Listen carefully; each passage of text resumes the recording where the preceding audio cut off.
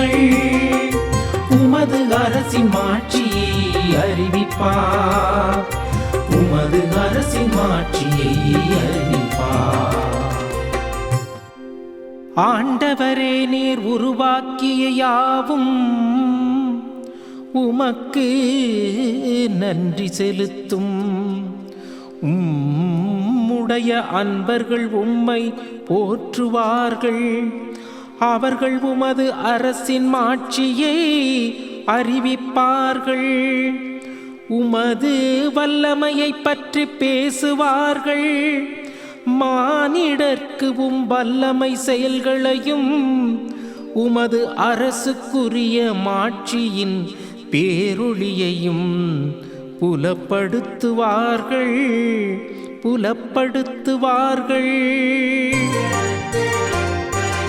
ஆண்டவரே, மக்கள் உமது அரசின் மாட்சியை அறிவிப்பார். உமது அரசின் மாட்சியை அறிவிப்பார்.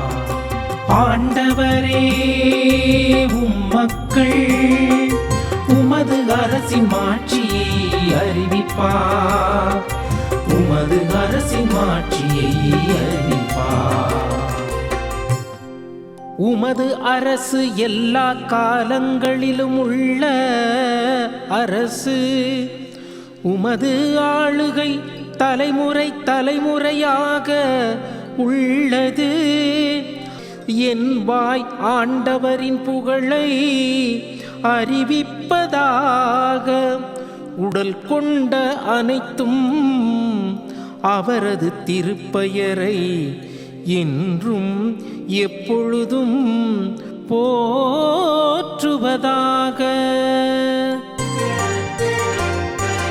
ஆண்டவரே, மக்கள் உமது அரசின் மாட்சியை அறிவிப்பார். உமது அரசின் மாட்சியை அறிவிப்பார். ஆண்டவரே, மக்கள் உமது அரசின் மாட்சியை அறிவிப்பார். உமது அரசின் மாட்சியை அறிவிப்பார். கிறிஸ்து இயேசுவில் எனக்கு மிகவும் பிரியமான என் அன்பு சகோதர சகோதரிகளே, மாதா டிவியினுடைய அன்பு நேயர்களே, உங்கள் அனைவரையும் இந்த காலை நேரத்திலே சந்திப்பதிலே நான் பெருமகிழ்வு கொள்கிறேன். ஆண்டவர் உன்னதர் இயேசுவினுடைய நாமத்திலே உங்கள் அனைவருக்கும் நான் காலை வணக்கங்களையும் வாழ்த்துக்களையும் தெரிவித்துக் கொள்கிறேன்.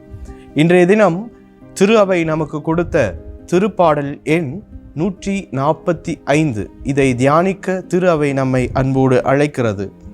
இதன் பல்லவியாக, ஆண்டவரே, மக்கள் உமது அரசினுடைய மாட்சியை அறிவிப்பார் என்று கொடுக்கப்பட்டிருக்கிறது. இன்றைய அந்த திருப்பாடல் வசனங்கள் 10, 11 மற்றும் 12, 13 மற்றும் 21 ஆகிய வசனங்களை மட்டும் நாம் சிந்திக்க அழைக்கப்பட்டிருக்கின்றோம். அதன் பல்லவியை மீண்டுமாக நான் கூறுகிறேன். ஆண்டவரே, மக்கள் உமது அரசின் மாட்சியை அறிவிப்பார்கள். இந்த திருப்பாடலை எழுதியவர் தாவீது அரசர். தாவீது அரசர் ஆண்டவரை போற்றி பாடக்கூடிய, அவர் வாழ்விலே ஆண்டவருடைய மாட்சியை பெற்றவராக, ஆண்டவர் கொடுத்த அருளாசிரை பெற்றவராக, ஒரு ஆழ்மன அந்த சந்தோஷத்திலே ஒரு நிறைவான மகிழ்ச்சி உள்ள உள்ளத்தோடு அந்த தாவீது அரசர் ஆண்டவருடைய மாட்சியையும் அவரது பேர் அன்பையும் பற்றி போற்றி புகழக்கூடிய பாடலாக இது அமைகிறது. ஒவ்வொரு அடியின் முடிவிலும் என்றென்றும் போற்றப்படுவதாக, ஆண்டவர் வாழ்த்தப்படுவதாக என்று நாம் வாசிப்போம். இந்த திருப்பாடலானது ஒரு புகழ் பாடலாக அமைகிறது. இந்த திருப்பாடல் எக்காலத்துக்கும் உரிய ஒரு பாடலாக அமைகிறது. எல்லா காலத்துக்கும் நாம் ஆண்டவரை போற்றி புகழ இந்த பாடல் நமக்கு உதவியாக இருக்கிறது. இந்த பாடலிலே 10வது வசனத்திலே நாம் பார்க்கிறோம், ஆண்டவரே, நீர் உருவாக்கிய யாவும் உமக்கு நன்றி செலுத்தும். உம்முடைய அன்பர்கள் உம்மை போற்றுவார்களாக என்று கூறப்பட்டுள்ளது. ஆண்டவருடைய பேரன்பை உணர்ந்த ஒவ்வொரு மக்களும் ஆண்டவரை போற்றி புகழ இந்த திருப்பாடல் நம்மை அழைப்பு விடுக்கிறது. நாம் ஆண்டவரை போற்றி புகழும்போது ஆண்டவருடைய அன்பர்களாக, ஆண்டவருடைய நண்பர்களாக, ஆண்டவரினுடைய இதயத்திற்கு நெருக்கமானவர்களாக நாம் மாறுகின்றோம். பிரியமானவர்களே, 11வது வசனத்தை நாம் பார்க்கின்ற போது ஆண்டவருடைய அன்பர்கள் அவரது மாட்சியை எடுத்துரைப்பார்கள். ஆண்டவருடைய அன்பர்களாக நாம் மாறி அவருடைய மாட்சியை எடுத்துரைக்க, அவரது பேரன்பை எடுத்துரைக்க அவர் நமக்கு அழைப்பு விடுக்கிறார். நாம் அடைந்த அந்த நன்மைத்தனத்தை பிறருக்கு எடுத்துரைக்க இந்த திருப்பாடல் நம்மை அழைக்கின்றது. 12வது வசனத்திலே நாம் பார்க்கிறோம், மானிடருக்கு உம் வல்லமையும் வல்ல செயல்களையும் உமது அரசுக்கு உரிய மாட்சியின் பேரொளியையும் புலப்படுத்துவார்கள். ஆக ஆண்டவருடைய அந்த வல்ல செயல்களையும் அவரது மாட்சியின் பேரொளியையும் பெற்ற மக்களாய் வாழ நாம் அழைக்கப்படுகிறோம். ஆனால் பெற்ற மக்களாய் வாழ மட்டுமல்ல, அந்த பெற்ற அந்த பேரொளியினுடைய ஆசீர்வாதத்தை பிறருக்கு எடுத்துரைக்கவும் இந்த திருப்பாடல் நம்மை அழைக்கிறது. 13வது வசனத்திலே பார்க்கிறோம், உமது அரசு எல்லா காலத்திலும் உள்ள அரசு, உமது ஆளுகை தலைமுறை தலைமுறையாக உள்ளது. ஆக அந்த இஸ்ரேல் மக்களுக்கு தலைமுறை தலைமுறையாக எவ்வாறு ஆண்டவராக அவர் ஆசீர்வதித்து வந்தாரோ, அதே இறைவன், அன்பின் ஆண்டவர், நீதியின் அரசர், நமது குடும்பம் தலைமுறை தலைமுறையாய் ஆசி பெற்ற குடும்பமாக மாற அவர் ஆசைப்படுகிறார், அவர் ஆசிர்வதிக்கிறார். அதற்கு நாம் எல்லா நேரத்திலும் இறைவனுக்கு நன்றி செலுத்த கடமைப்பட்டவர்களாய் இருக்கின்றோம். இதோ அதைத்தான் 21வது வசனம் கூறுகிறது, என் வாய் ஆண்டவரின் புகழை அறிவிப்பதாக, உடல் கொண்ட அனைத்தும் அவரது திருப்பெயரை என்றும் எப்போதும் போற்ற பிறட்டும் என்று. எனது வாய் எப்போதும் இறைவனுக்கு நன்றி செலுத்துகின்ற வாயாக இருக்கட்டும் என்று இந்த திருப்பாடல் நம்மை அழைப்பு விடுக்கிறது. வெறும் வார்த்தையால் அல்ல, நமது நன்றியினை நமது வாழ்க்கையால் கூட இறைவன் வாழ்ந்து காண்பிக்க நம்மை அழைப்பு விடுக்கிறார். இந்த இறைவன் அன்புமிக்க இறைவனாக, நீதிமிக்க இறைவனாக, இரக்கமிக்க இறைவனாக இருக்கிறார். இறையாட்சியை நமது உள்ளத்திலும் இல்லத்திலும் வாஞ்சையாய் ஆசையாய் நிறுவ அவர் எப்போதும் தாகமாய் இருக்கிறார். அவரது இறையாட்சி என்றால் அவர் அன்பின் ஆண்டவராக, நீதியின் ஆண்டவராக இருக்கிறார்.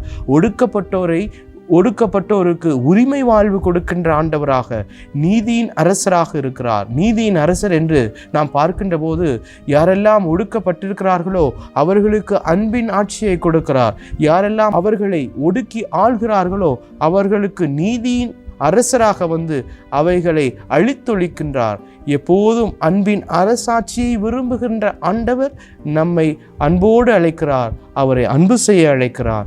நாமும் அவரது நீதியின் அரசாட்சியிலே பங்கு பெற்ற மக்களாக, அவரது நீதியின் காரியங்களை இன்னுமாக எடுத்துரைக்கிற மக்களாக வாழ இதோ இந்த திருப்பாடல் நமக்கு அழைப்பு விடுக்கிறது. அந்த வரத்திற்காக நாம் இப்போது ஜெபிப்போம்.